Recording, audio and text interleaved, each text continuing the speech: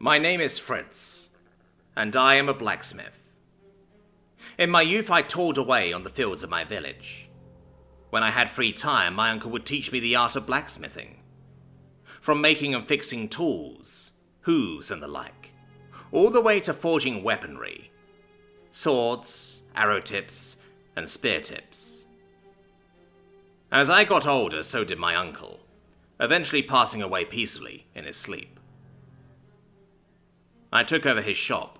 Still not satisfied with my knowledge, I sought to learn more. I sought advice from traders and vagabonds on anything pertaining to blacksmithing. Eventually, I learned to make armor. But I had a more keen interest in moving iron, small mechanical contraptions, clocks mostly. War came and went. I fought. I killed my fellow man. I mastered archery and the sword. Yet, little did I know that my entire life led up to something bigger, something grander. Rapture. Apocalypse. From the heavens descended iron beasts that rode fire, and with impunity unleashed their wrath on men, women, and children alike. I recall the fear and the uncertainty as these demons ravished our lands. Few stood in their path lest they perish by way of their iron rods and staves, which emitted light, punching holes into any unfortunate bastard who happens to be in this way.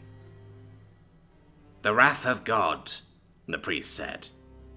At first I believed them, for what else can this be but divine punishment? But as they quickly usurped every baron, lord, king, and emperor from every corner of God's green earth, some decided to do the unthinkable. Resist. Our weapons are nothing compared to those of these angels or demons, whatever they were. But the story spread of a young man who got up close to one of them and pierced right through its armor with a dagger, killing it. Soon more stories, though few and far between, started to spread like whispers in the wind. These were no angels, nor were they demons. They were living beings of flesh and blood such as you and I.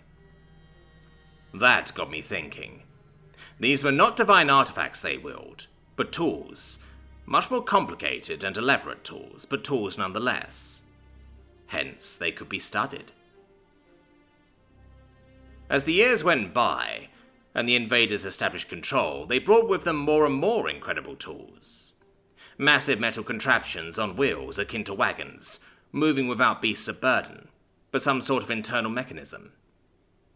Not to even mention the flying metal ships which rode with speed propelled by fire. Soon, we started learning from them how some of these things worked. They hired laborers to man these tools and use them, because these invaders, though powerful, were small in number. And their machines could not do all the work. These laborers were taught how to use them, and fix them if necessary.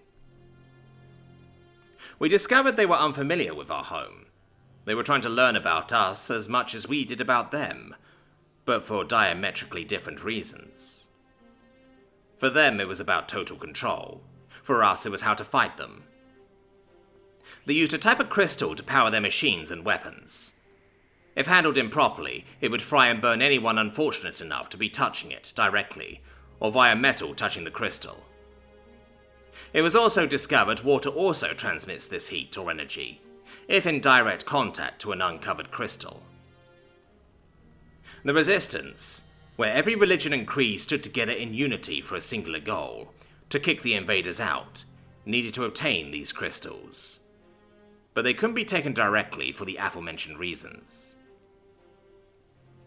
One day, someone brought me something that would change everything. One of their weapons, an iron staff. An older one, from what everyone could tell. The newer ones can only be used by the invaders. If any other person tries to pull on the trigger, it wouldn't budge. Sorcery, some say, but I knew something beyond our scope of knowledge was at play. As a blacksmith and inventor for most of my life, they saw me as the only person who could possibly figure out how this thing worked. I was left with no other choice but to try. In total secrecy, in the depths of the forest, I toiled in a cabin, with a handful of apprentices. We managed to successfully deconstruct and reconstruct the iron staff. We learned how to safely handle the crystal, specifically used for the iron staff, which was small and rectangular. Unfortunately, one of my apprentices was killed by it during our research. May his soul rest well, for his death was not in vain. I refused to have his death be in vain. And so I toiled, like in my youth, both at night and in day, studying the intricacies of the weapon. Soon, people brought me more tools to study and deconstruct. I learned more and more as I imparted my knowledge on as many as I could. Soon enough, by using the very tools of the invaders and stolen crystals, I managed to make a crude but albeit usable iron staff. I was able to construct other, more simple but useful tools as well. I was not alone in this journey. Other blacksmiths and scholars toiled to learn as much from the invaders as they could. All this hard work was not for nothing. After years of planning and preparation, we rose up. We rose up like a phoenix from the ashes. We would not be slaves and laborers for these invaders who stole our land, killed our people, and reaped what we sown for their own gain. No, not anymore. We armed ourselves with their weapons. We took their machines and turned them against them. We invaded their fortresses and encampments. We raided their stores. The war was at first local, but quickly it spread. At first we used only their weapons, but soon some learned to fly their iron beasts. Those who learned their language and script learned to use their glass orbs and windows. At first we thought we would fail, but we realized one crucial thing. For every man they killed, another 2 were ready to take his place. What they had was an army with no reinforcements. The land was scorched, the skies burned, rivers ran dry, and forests would turn to ash. Cities were grinded to dust, but we knew that the day will come. It was inevitable. We could see it in their rising fear and panic. We could see it when the first among them began to surrender. I do not know if I will live to see that day, for old age has taken its toll.